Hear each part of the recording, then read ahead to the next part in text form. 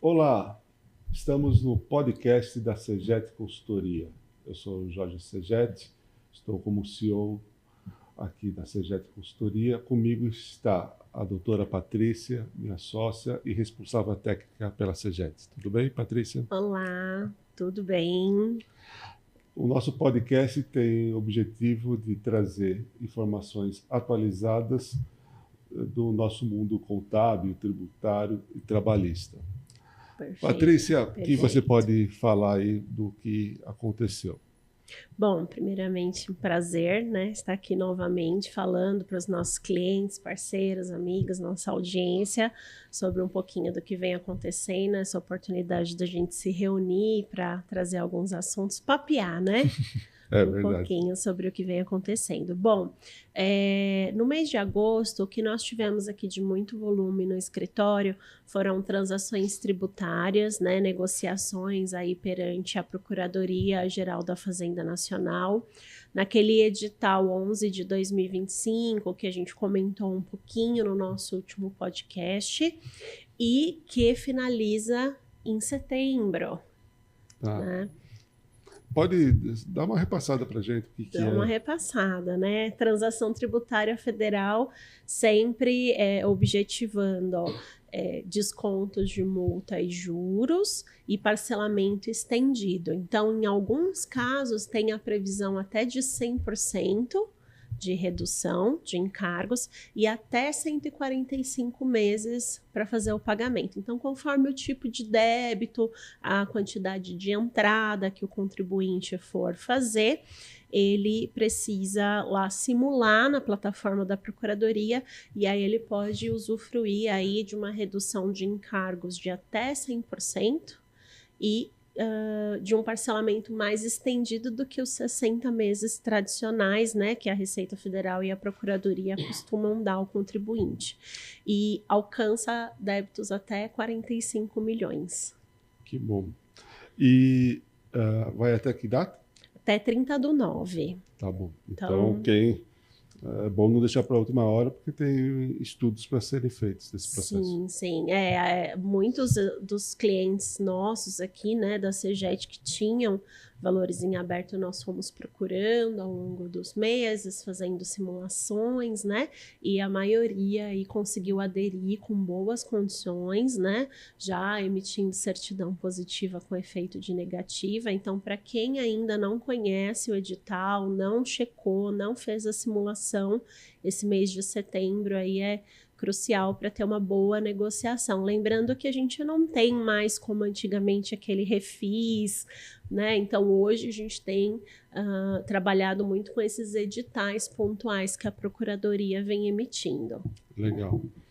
Nós também tivemos algumas questões do Simples, de exclusão do Simples. O que está acontecendo?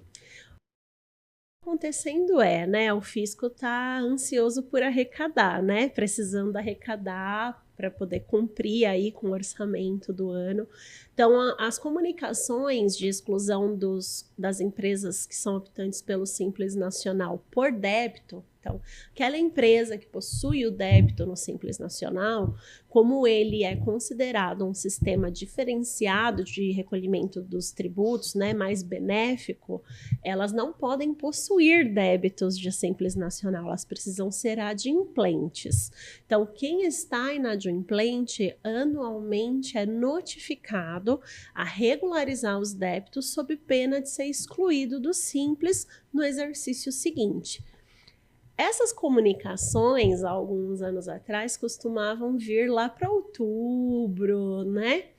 E o ano passado a gente teve um pouco mais adiantado, e esse ano já, em agosto, recebemos várias comunicações de clientes inadimplentes já para fazer a negociação, iniciar os parcelamentos sob pena de serem excluídos. Então, uma outra forma alternativa, né, que foi encontrada para aumentar a arrecadação nesse momento em que o caixa do fisco está necessitando. A exclusão é imediata.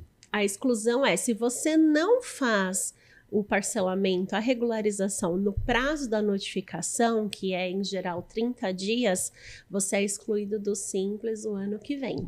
Você não pode aderir, né, ao Simples com débito. O próximo ano você está automaticamente excluído. Tá bom. E também teve o início aí de alguma coisa de teste de nota fiscal. O que é? Sim, né? Nós havíamos comentado que, vamos dizer, a TI lá da Receita Federal iria começar a disponibilizar informações para as empresas de software, né? Para poder fazer alguns testes, e realmente isso se efetivou. Então, foram liberadas as informações para as empresas de software para emissão do novo documento fiscal, novo modelo de documento fiscal, contemplando aí os novos tributos, também a nova precificação, né? Então, nós já fizemos contato com algumas empresas de software que estão trabalhando nisso, e o alerta é, né, para todo mundo, todos os empresários, todos os contadores que seguem a gente também, conversar com seus clientes para ver o quão preparado o sistema emissor de nota fiscal do cliente está. Né? Porque, obviamente, os grandes ERPs vão se adaptar de forma ágil. Então, quando a gente fala de SAP, de TOTOS ou de ERPs contábeis robustos, né? Domínio, SCI, enfim, quem usa esse tipo de emissor, OMI, eles vão ter uma atualização mais, vamos dizer, esperada, né, e coerente. Agora, quem usa, às vezes, um ERP bem específico que está interligado ao sistema operacional de atividades específicas, então, por exemplo, agentes de carga, pessoal de logística, transporte, tem alguns ERPs que são específicos do setor e fazem também o faturamento, é importante que conversem e verifiquem o quão preparado eles estão para se adequar a esse novo modelo de nota fiscal. Legal. Então, as empresas já têm material para fazer isso. Para trabalhar, sim, as empresas de software já têm esse material. Tá bom.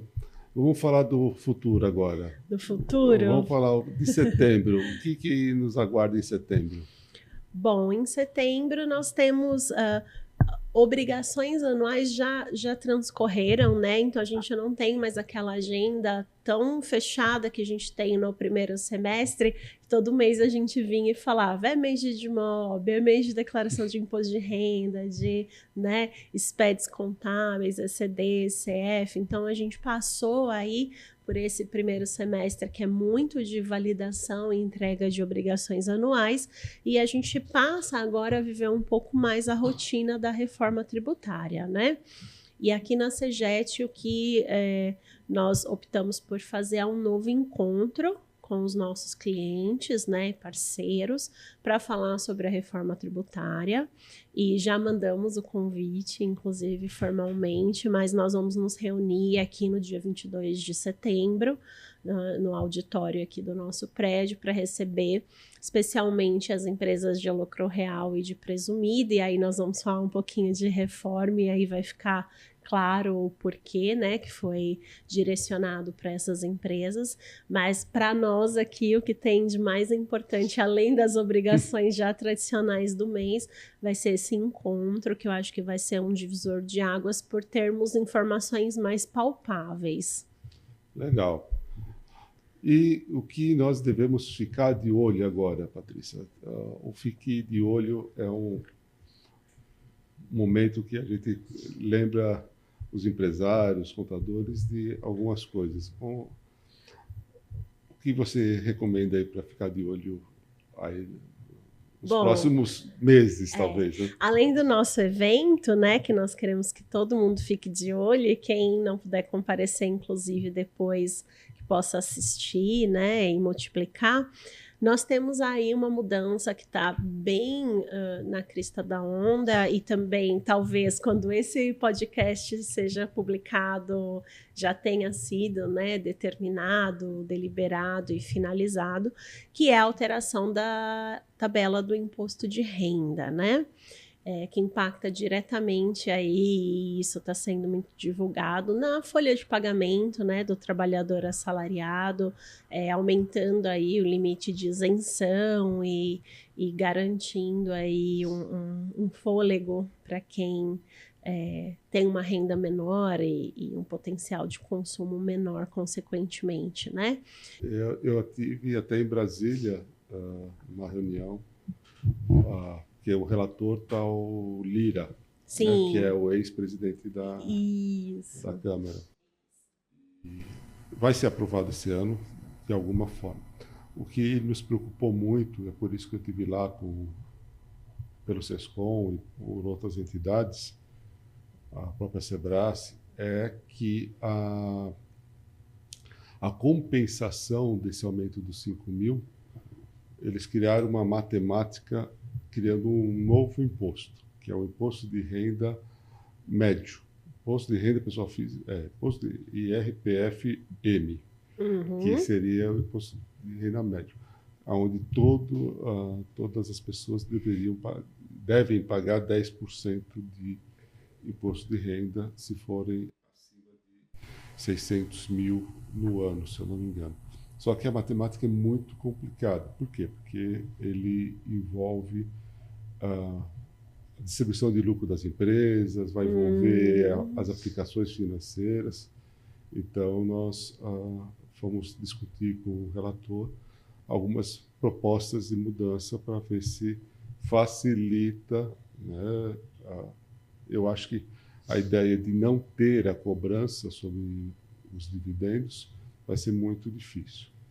Mas que, se é para ser sobre dividendos, que seja um cálculo simples, que os contribuintes possam ter a transparência do que estão pagando. Porque a forma que eles fizeram essa questão é muito, muito complexa. Ainda se a pessoa tiver só uma empresa, mas se a pessoa tiver ações de 10 empresas, como que ela vai fazer cálculo do imposto médio da empresa, do imposto médio dela? Alguns cálculos muito difíceis. Então, por isso que nós estamos trabalhando, de preferência, não ter esse imposto, que eu acho muito difícil, né? Nós estamos solicitando que a correção dos 5 mil é simplesmente uma correção monetária.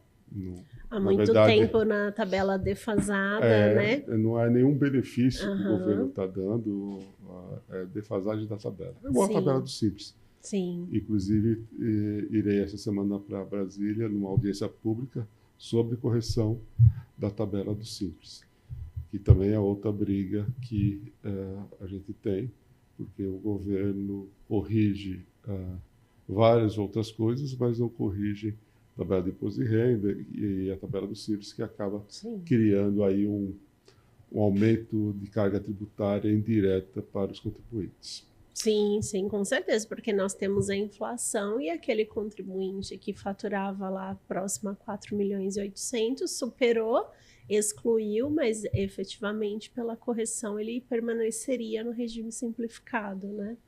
É engraçado que a Receita Federal usa como argumento para não corrigir é que as empresas não se desenquadram por causa de aumentar a receita. Então, ninguém sabe que acaba criando aí duas empresas e uma série de artifícios que não é bom para o Brasil, não é bom para o empresário, uma série de coisas. Não, com certeza não.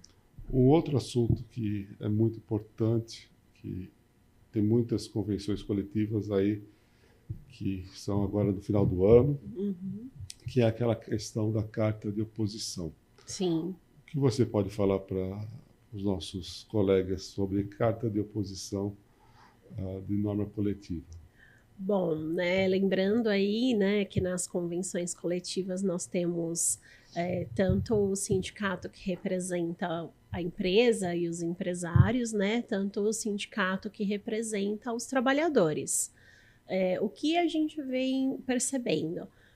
Em relação aos sindicatos patronais, que alguns já estão convidando os empresários para participar da assembleia e, nesse momento, se opor ou não à contribuição patronal, né, as contribuições patronais.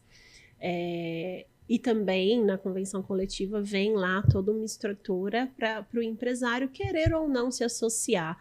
E eu penso que para o empresário é uma decisão até de checar o que o sindicato oferta, o que ele pode ter de benefício, porque a associação ao sindicato, a liberdade, né, sindical de se associar ou não, ela pode também trazer benefícios, né, para o empresário no sentido de participar tanto das negociações quanto de obter benefícios dentro do sindicato. Né, de cursos, palestras, treinamentos, auxílio jurídico. Então, existem benefícios também, né? Porque ficam com essa impressão, eu não quero pagar o sindicato, mas às vezes você tem muitos acessos e muitos benefícios que convém.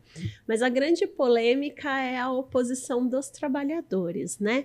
Porque o trabalhador, ele muitas vezes não tem não enxerga nenhum benefício, né, nessa associação sindical, e ele quer se opor.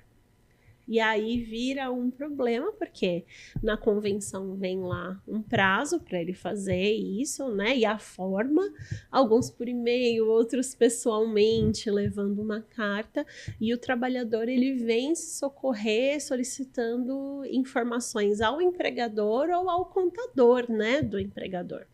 E é importante dizer que o empresário e o contador, eles não podem interferir nessa decisão do trabalhador.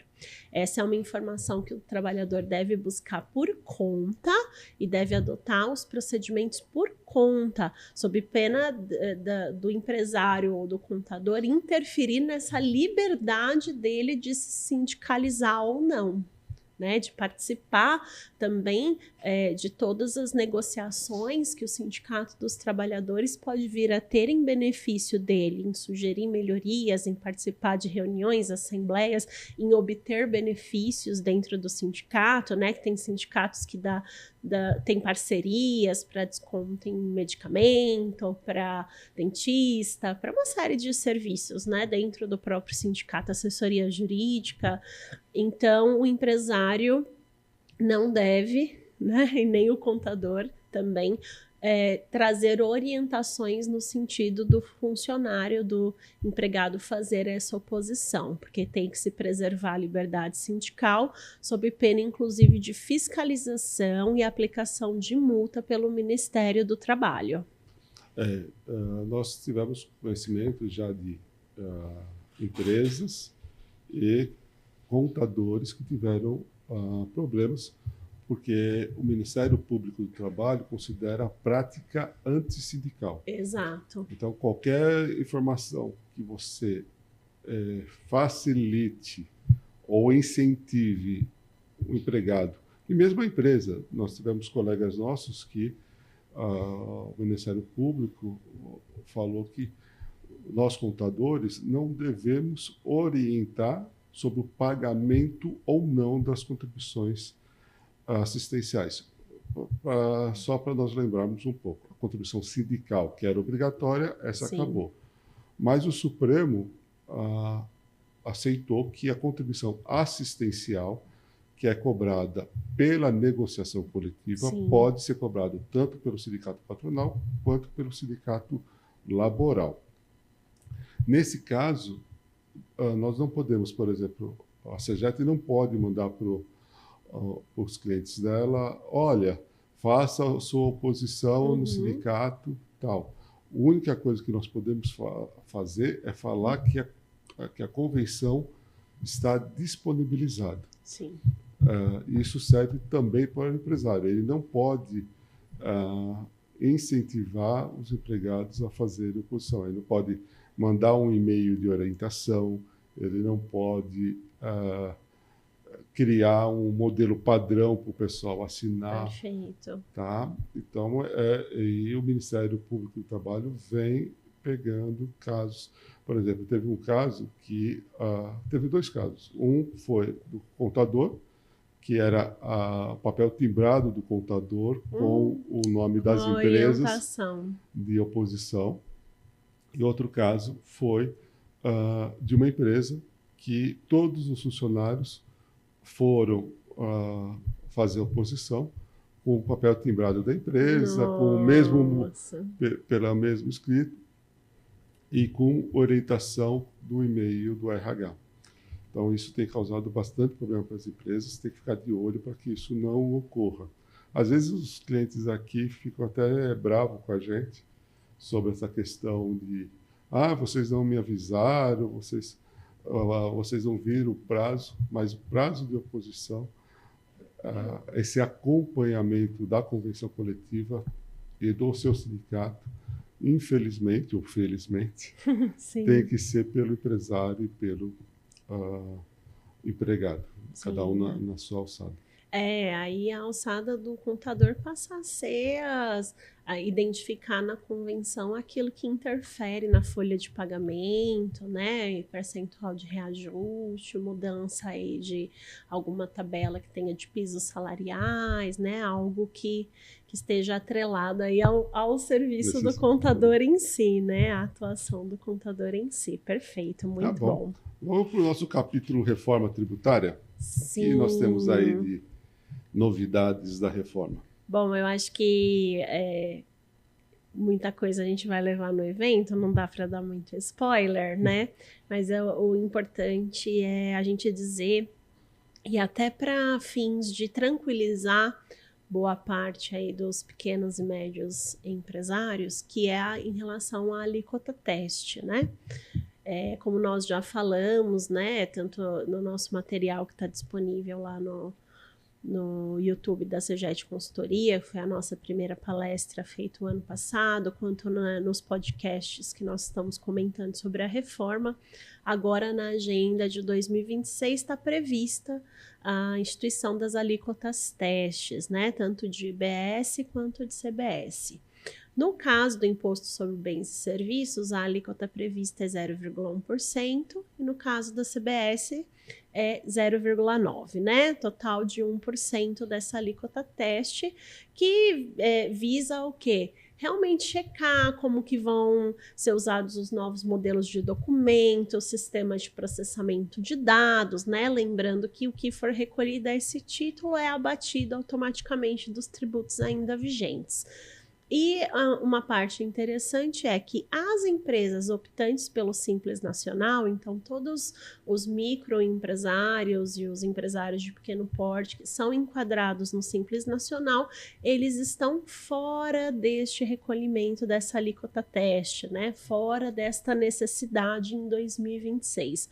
Então, eles só vão ter uma mudança, né, um impacto significativo no recolhimento dos tributos em 27, que é quando cessa aí, né, o PIS e a COFINS, efetivamente, aí vai ter um impacto nas tabelas do Simples Nacional, nas alíquotas a recolher, também a oportunidade de escolher se vai querer recolher as novas contribuições dentro ou fora do Simples Nacional, então é um outro momento.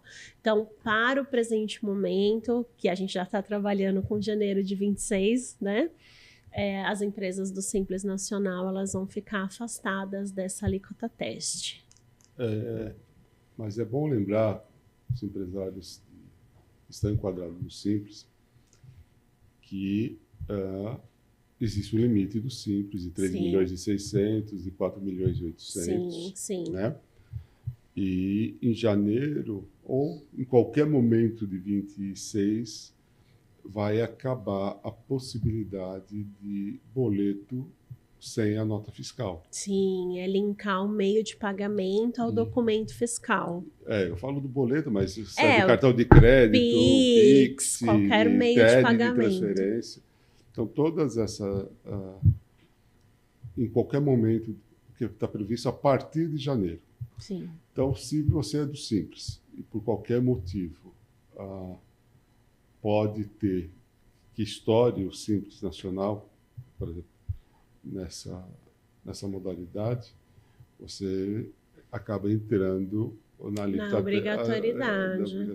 Então, as empresas do Simples não são obrigadas, mas caso sejam excluídas ou estourem os limites durante o ano, vão ter que fazer essa migração. Uma discussão também, Patrícia, que acho que ainda vai dar um pouco de pano para manga, é a questão da base de cálculo desses novos impostos, porque o ISS e o ICMS não somem em 27. Isso mesmo. E aí hoje tem a discussão se eles vão fazer parte da base ou não do IBS e CBS. Na verdade, super pertinente, né, essa discussão. Um pouco amador, né, na minha percepção, não terem deixado isso muito bem fundamentado no texto legal, né, diante de toda a repercussão que nós tivemos da exclusão do ICMS, do ISS, de PIS e COFINS na tese do século aí, que movimentou um volume muito grande de ressarcimento de tributos, né?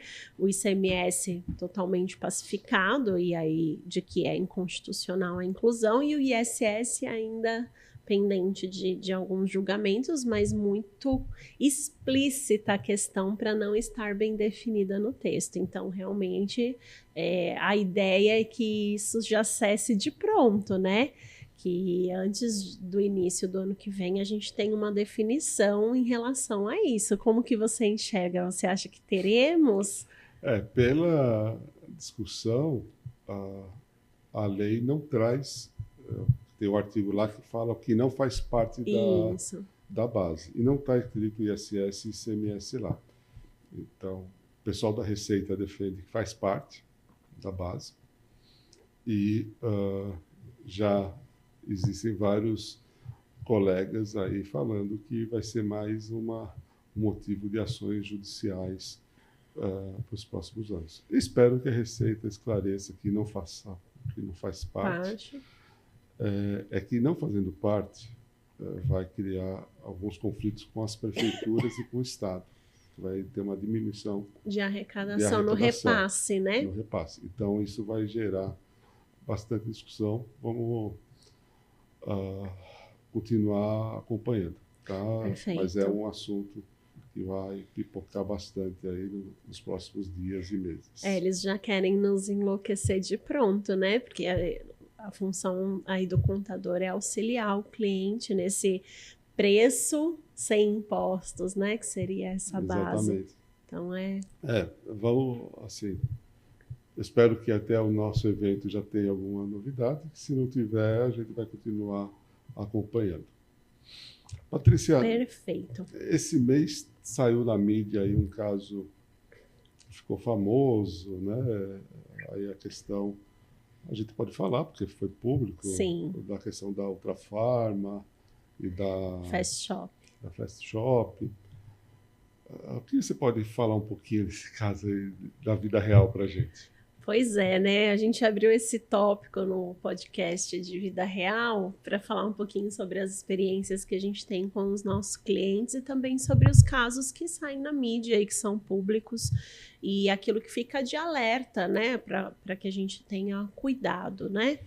Da nossa parte, eu acho que o que fica mais explícito é nada que é muito fácil, né? Perante os órgãos públicos, a gente não tenha que ter cuidado em investigar, em analisar e tudo mais. Por quê? Porque nós, como contadores, muitas vezes, ou advogados, enfim, que trabalhamos com planejamento tributário, ou recuperação de tributos, ou orientamos o cliente que tem um crédito acumulado, as possibilidades que eles têm, nós sempre buscamos, né, nós aqui CEGET, ser bem transparentes quanto ao processo que é efetuado, a forma que é solicitada, o tempo que demora, o tipo de questionamentos que podem surgir, as informações que a gente deva prestar, porque nunca é um processo muito simples, né? Isso tanto no âmbito federal quanto no âmbito estadual. Então, quando você pede um ressarcimento tributário, até uma compensação via PERD-COMP, que parece ser simples, mas tem um tempo de homologação, qualquer coisinha pode gerar um indeferimento, né? Ou, no caso deles, um crédito acumulado a ressarcir, um benefício fiscal, qualquer coisa perante o Estado, tem um processamento, tem um regramento, tem uma via própria e demora, e geralmente demora. Então, por vezes, nós contadores somos procurados por alguns escritórios e os nossos clientes também são procurados por alguns escritórios que ofertam aí sugestões milagrosas para poder ressarcir tributos. E a gente é sempre muito cauteloso em tentar, junto com o cliente, construir uma solução segura. E eu acho que esse caso trouxe à tona que a rapidez do processo vinha do pagamento de propina, né, para um agente fiscal, para alguém que está dentro do órgão. Então, muito cuidado, porque às vezes esse facilitador que é ofertado no mercado, esse planejamento tributário rápido, com ressarcimento rápido, pode ter aí por trás, né, uma negociação com um agente público e que pode trazer prejuízo para a empresa, né? Para o nome dela, além de autuações, e às vezes o contribuinte está ciente, às vezes ele não está ciente. Então é importante, assim, quando é aquele ditado, né? Quando a esmola é demais, o santo desconfia. Então sempre estar aí atento a milagres em termos de ressarcimento tributário. Muito antigamente se falava, eu conheço alguém na Receita, Sim. Conheço alguém lá na Secretaria da Fazenda, Sim. Ou na Prefeitura. Conheço alguém. E hoje é tudo eletrônico. Sim. Mesmo que conhecer alguém, normalmente esse alguém não consegue fazer nada. E se faz, deixa rastros que podem prejudicar.